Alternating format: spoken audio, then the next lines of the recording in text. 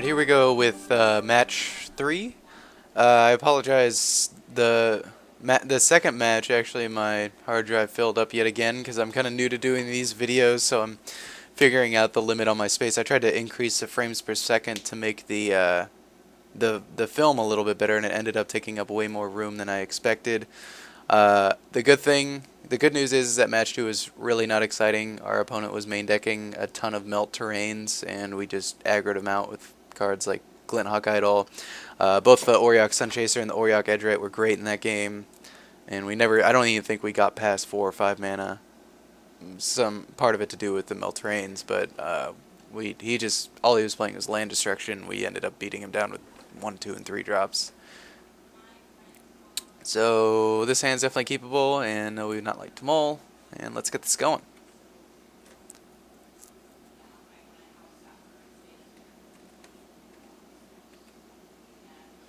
And it'd be cool if we had a quarter shield in our hand so we could turn 1 this Glinthawk. That'd be pretty brutal. Going turn 1 Glinthawk, turn 2 Glinthawk Idol, or even the Auriok Sunchaser, and turn 3 Tumble Magnet having Metalcraft. Yeah, that's good. And no point in revealing that we're playing black yet, so we'll just keep playing plains until a little bit later. And this Glinthawk's going to be good because we can return Necrogen Sensor or Tumble Magnet.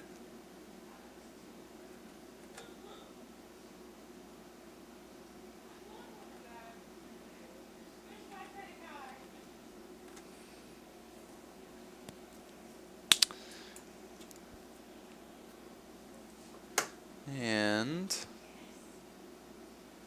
let's see, there's no way we could play that and then have Metalcraft online next turn with what's in our hand.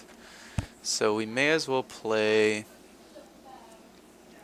don't really like the Glinthawk because I want to use it for one of these, and I think he's actually going to tap down our Glinthawk Idol with the Necrogen Sensor, or with the he's going to tap down our Glinthawk Idol with the Rustic next turn.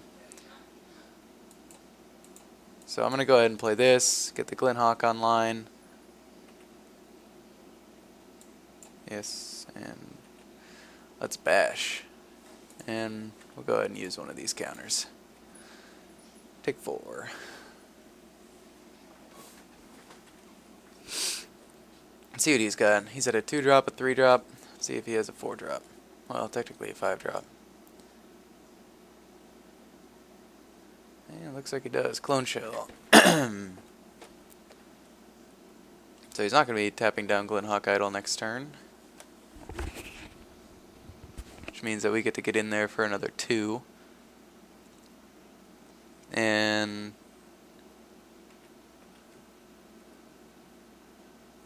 yeah, he's going to bash for 1 here. We can actually hit him pretty hard next turn, be threatening a lot of damage. So it says when it goes into the graveyard, right? And there's about put into a graveyard. Yeah, so if we revoke this Clone Shell, the card actually doesn't come back, which is something that's definitely worth considering. Although I don't think Clone Shell is. I think we're doing more damage to him than he's doing to us right now. So we're going to go ahead and reveal the black, because if we top deck another Swamp and then our Bleak Coven Vampires, we want to be able to play Bleak Coven.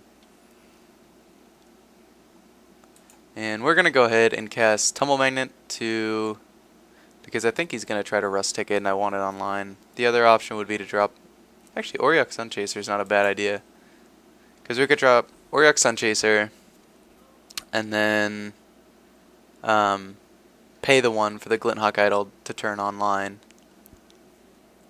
And then we could use the Necrogen Sensor, bounce the Necrogen Sensor back to our hand, but in that case, we wouldn't have Metalcraft online.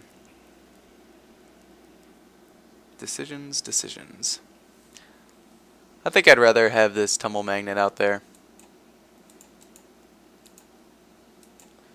I think we're trying to be pretty aggressive right here with both the Glinthawk and the Glinthawk Idol. Yes, we'll go ahead and use this counter because we're going to bounce it back.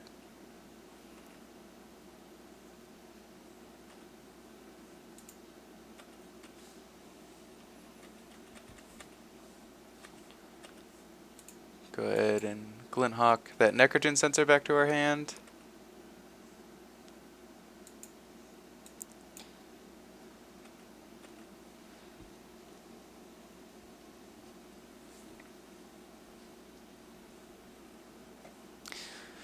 Magic Online, I even find myself sometimes forgetting to untap him, which is a big player, but it does happen.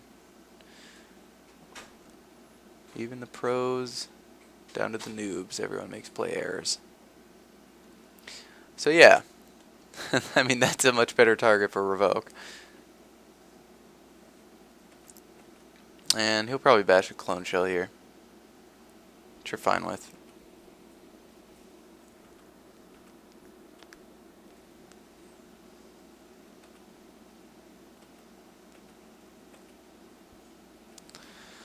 Now we can drop this Necrogen sensor, turn our Glinhawk Idol on, and he is most likely going to tap the Glinhawk Idol.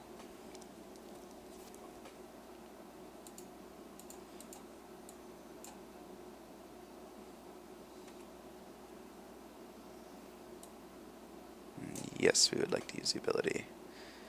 And yeah, he'll probably tap Glinhawk Idol, unless he has a Galvanic Blast, but...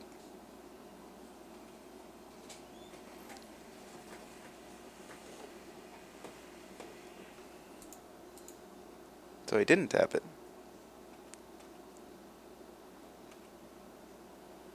Go ahead and make him lose 2 here.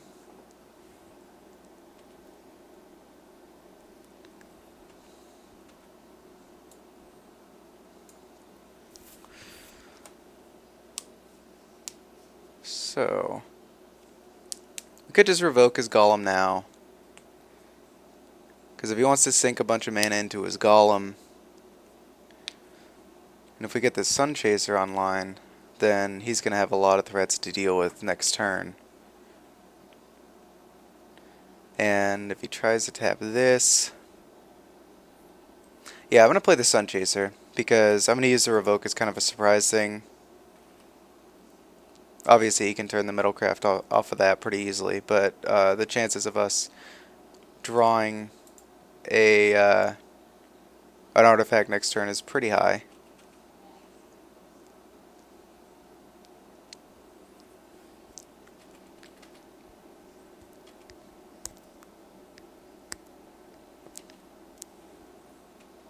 So he did not do anything.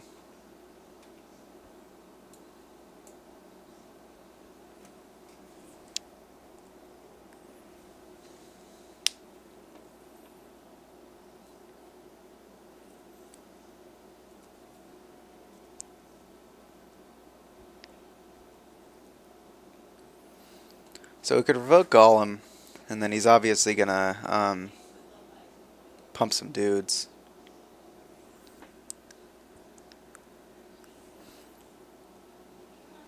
If we revoke Golem, yeah, I kind of like that.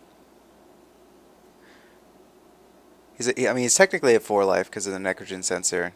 We can't quite get through, but we're getting there.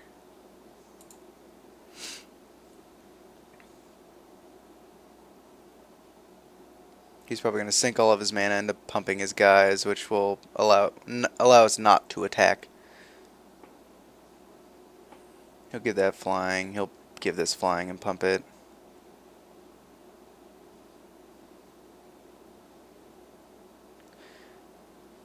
Our other options with the revoke was the Rustic, I guess.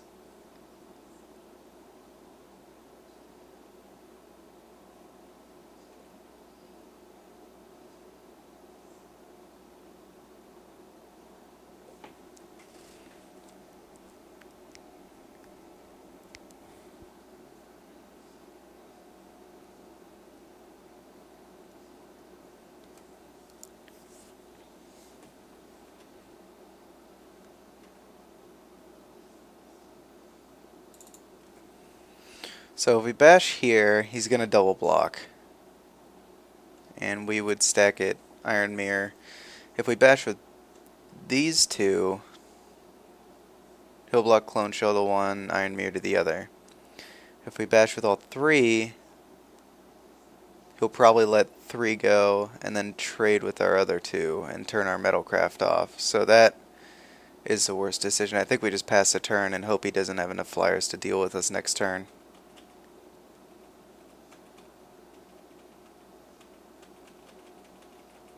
Be nice if this were not tapped, which was why the Rustic was another choice. I think Golem Artisan is just such a good card that, especially since he has, I mean, if he drops a land this turn, 8 mana open to be pumping and giving his dudes flying and trampling, etc. So I think that's overall a more dangerous card, even though that I think exiling the Rustic is a more defensive play. Or aggressive, I'm sorry. And exiling the Golem is the more aggressive play. Wow. Exiling the Rustic would be the more aggressive play. Exiling the Golem is a more defensive way. And we were not getting any cards for a while. But I don't think he had an answer to all these flyers next turn, plus a Necrogen Sensor, so. Good game one. So, sideboarding. Alright, so he's kind of like white. And red. Some others, so we didn't really see that much.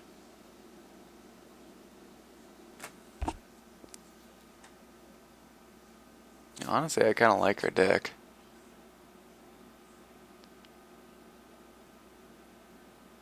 I'm not going to cite a Nick Rennard. I don't see us citing that in. Could cite in Wall of Tangle Cord, but I don't see any huge reason to.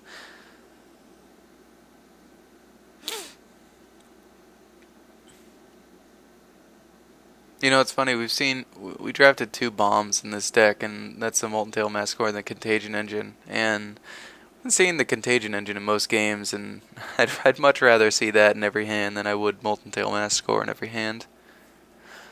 A lot of people are going to disagree with me, but Molten Tail Massacre is not nearly as good in draft as people think it is. Don't get me wrong, it's a good card, but everyone thinks, like, on a scale of 1 to 10, it's a 10, and it's not.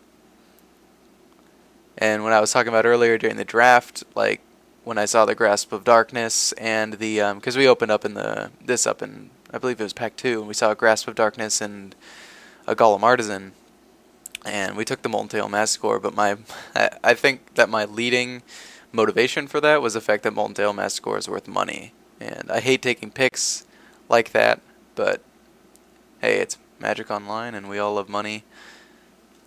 And it's an artifact. I guess I threw that reason in there, but yeah. I don't think we have any sideboarding here. I was just rambling about Molten Tail Massacre a little bit.